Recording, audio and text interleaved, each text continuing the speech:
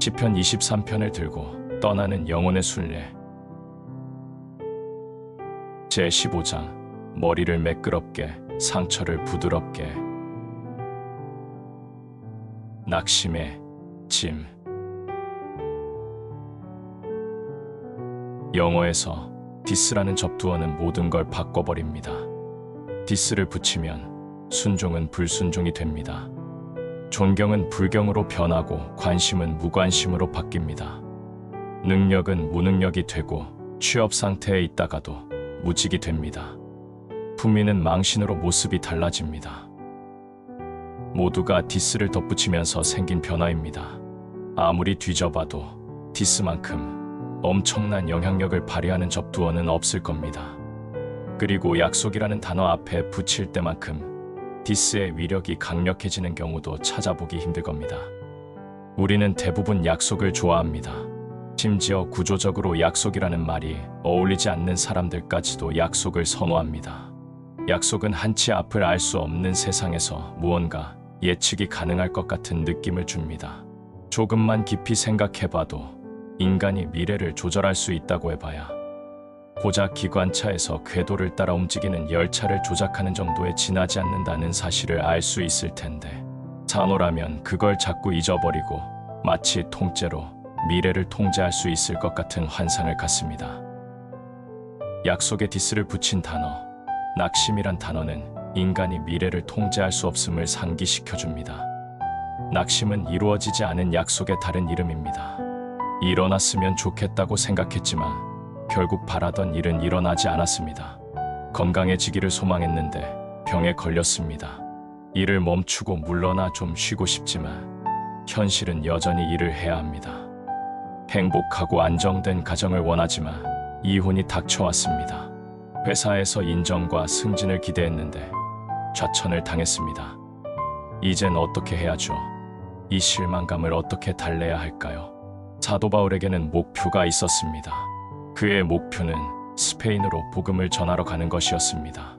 그러나 하나님께서는 그를 스페인이 아니라 감옥으로 보내셨습니다. 로마 감옥에 주저앉은 그로서는 얼마든지 낙심할 수도 있었지만 그렇게 하지 않았습니다. 대신 여기 있는 동안 여러 교회들과 성도들에게 편지를 써야겠다고 생각했습니다. 성경에서 빌레몬서, 빌립보서, 골로새서, 에베소서 등을 볼 수 있는 것은 모두 그 덕분입니다. 바울이 스페인에 갔더라면 틀림없이 거기서도 커다란 역사를 일으켰을 것입니다. 하지만 앞서 열거한 4권의 서신서가 일으킨 역사에 비한다면 상대가 되지 않을 것입니다. 여러분도 바울이 앉았던 그 자리에 머문 적이 있었을 겁니다. 분명 그런 시절이 있었습니다. 누구보다도 더 뜨거운 마음으로 스페인에 가기를, 대학에 합격하기를, 결혼하기를, 또는 독립하기를 열망했지만 뜻밖의 실직이, 임신이, 부모님의 병환이 찾아왔던 시절이 바로 그런 것입니다. 그리고 감옥에 갇혀버렸습니다. 스페인은 멀리 날아가 버렸고 내 앞엔 로마만 남았습니다. 약속은 도망가 버렸고 실망만이 남았습니다. 고통만 남았습니다. 여러분은 어떻게 대처했습니까? 아니, 이렇게 묻는 게 더 좋을 것 같군요. 여러분은 어떻게 대처하고 있습니까? 나는 여러분한테 필요한 게 무언지 알고 있습니다. 바로 시편 23편 5절의 5마디입니다. 기름으로 내 머리에 바르셨으니 무슨 상관이 있는지 모르시겠다고요. 기름이니 뭐니 하는 얘기가 인생에서 좌절을 겪으며 생긴 상처와 무슨 상관인지 감이 잡히지 않습니까? 지금부터 양 키우는 법에 대해 조금 듣고 나면 이해가 될 수 있을 겁니다. 옛날 이스라엘 목자들은 해충을 쫓아내고 싸움을 막고 상처를 치료하는 이 3가지 용도로 기름을 사용했습니다. 사람에게는 곤충들이 귀찮은 존재일 뿐이지만 양들에게는 생명을 위협할 만큼 치명적입니다. 파리, 모기, 각닭이 따위가 들끓는 여름은 가축들에겐 곧 고문의 세월이 될 수밖에 없습니다. 예를 들어 고파리를 생각해 봅시다. 고파리가 양의 코 속에 있는 부드러운 점막에 알을 낳는데 성공하고 그 알이 구더기 비슷한 유충으로 자라며 양은 미쳐 날뛰게 됩니다. 어느 목자는 이렇게 설명합니다. 간질간질 괴롭고 성가신 느낌을 떨쳐내려고 양들은 머리로 나무든 바위든 기둥이든 덤불이든 가리지 않고 격렬하게 들이받습니다. 감염이 심한 경우 양이 잠시나마 간지러움을 피해보려고 애쓰다가 광포해져서 마침내 스스로 목숨을 끊는 극단적인 사례도 있습니다. 고파리의 유충이 부화하면 양은 공황 상태에 빠집니다. 달리기도 하고 얼굴을 처박으며 숨기도 합니다. 몇 시간씩 머리를 치켜들었다 내리기를 반복합니다. 먹을 생각을 하지 않습니다. 잠을 이루지 못합니다. 암컷은 젖을 내지 않고 따라서 새끼 양도 성장을 멈춥니다. 고파리가 불과 몇 마리만 있어도 양떼는 혼란에 빠지고 심하면 몰사하기도 합니다. 이런 까닭에 목자들은 양에게 기름을 발라줍니다. 머리에도 기름 비슷한 방충제를 골고루 칠합니다.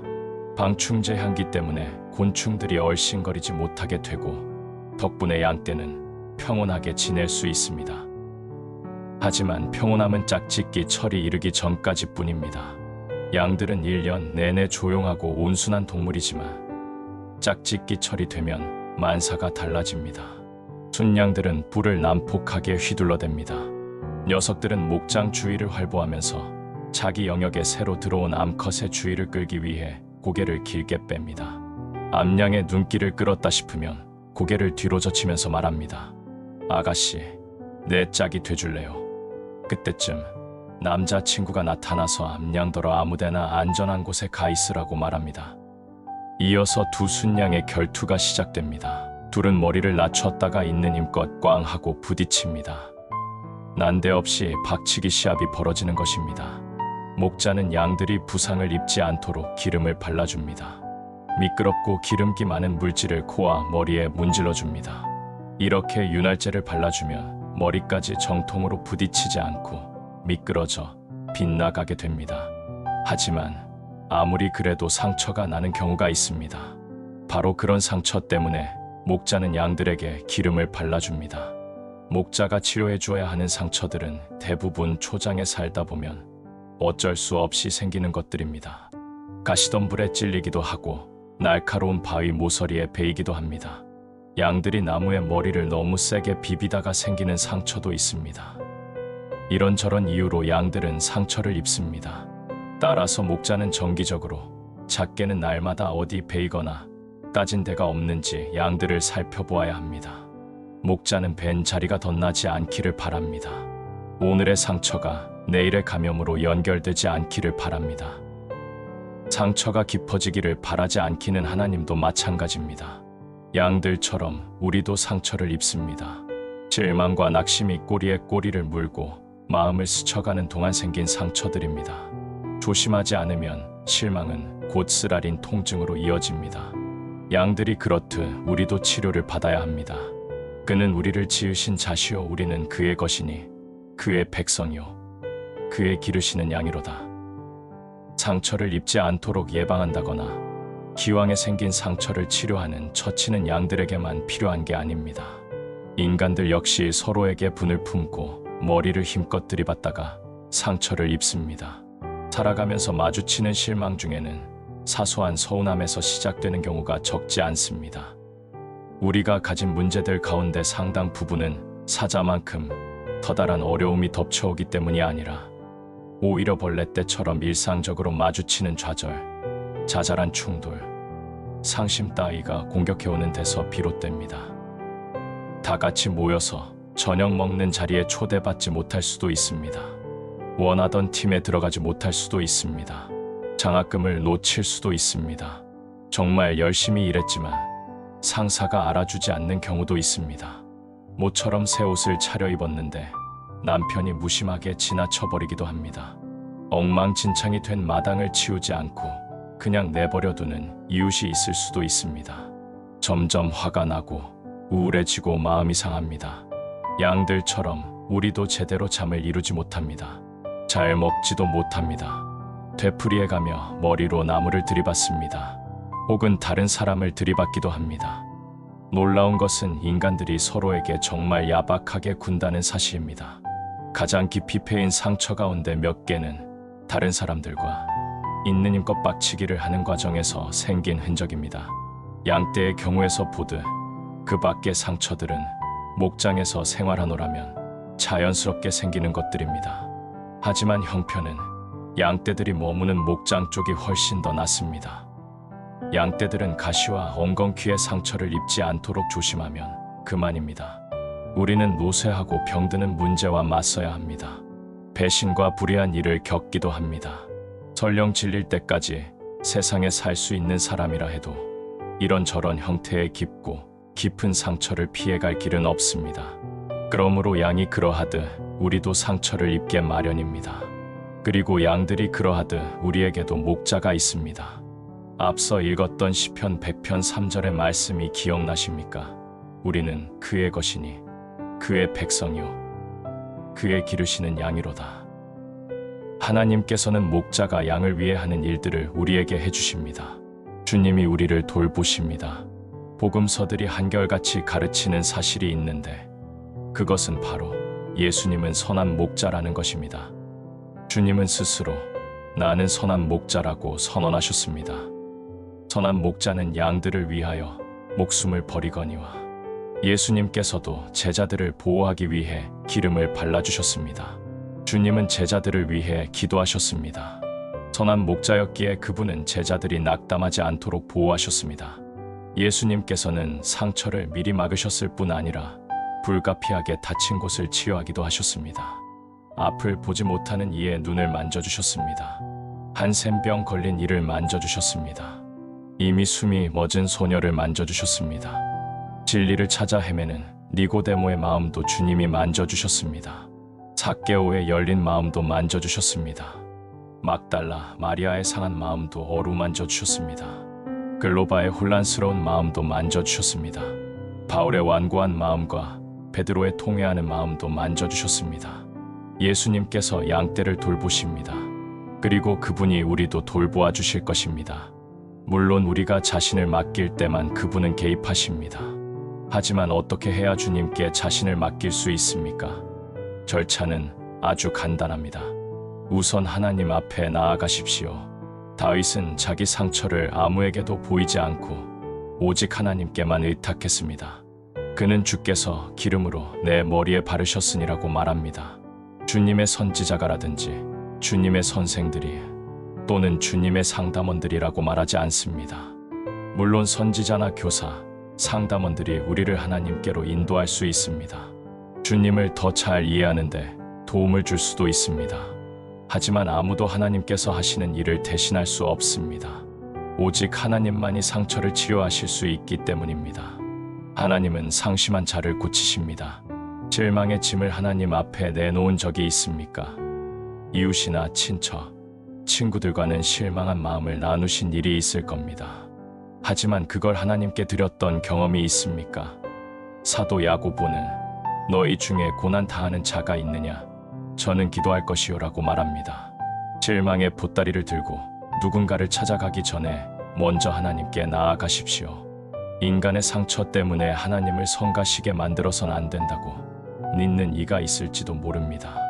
뭐니 해도 하나님께서는 기근이라든지 전염병, 전쟁 따위를 신경 쓰느라 바쁘실 거야. 내 사소한 문제까지 돌아보실 틈이 있을 리가 없지라고 생각할 수도 있습니다. 그건 하나님께서 결정하실 문제입니다. 주님은 결혼식장에 포도주를 마련해주는 일까지 살피셨습니다.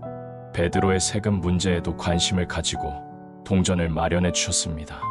우물가의 여인에게도 마음을 쓰고 질문을 던지셨습니다. 하나님께서는 여러분을 돌보고 계십니다.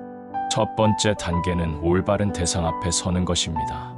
예수님께 나아가십시오. 두 번째 단계는 합당한 태도를 취하는 것입니다. 하나님 앞에 엎드리십시오. 기름 부음을 받으려면 양은 꼼짝 않고 서서 머리를 낮추고 목자의 처분에 자신을 맡겨야 합니다. 베드로는 이렇게 말합니다. 그러므로 하나님의 능하신 손 아래서 겸손하라. 때가 되면 너희를 높이시리라. 우리는 하나님 앞에 나아가서 그저 간구할 뿐 요구할 수 없습니다. 넘치는 소망과 가난한 심령으로 그분 앞에 서는 것입니다. 마음의 소원을 말하지만 주님의 의를 구합니다. 그리고 하나님께서 스페인 선교 대신 로마 감옥을 주신다 해도 받아들입니다.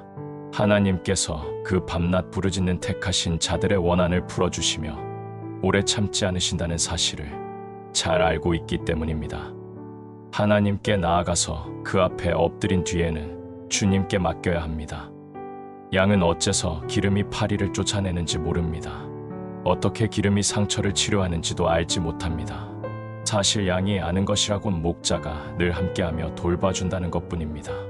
그리고 우리 역시 이것만 알고 있으면 그만입니다. 여호와여, 나의 영혼이 주를 우러러보나이다. 나의 하나님이여, 내가 주께 의지하였사오니 오라, 엎드리라, 맡기라. 이 정도라면 한번 시도해 볼 만하지 않겠습니까?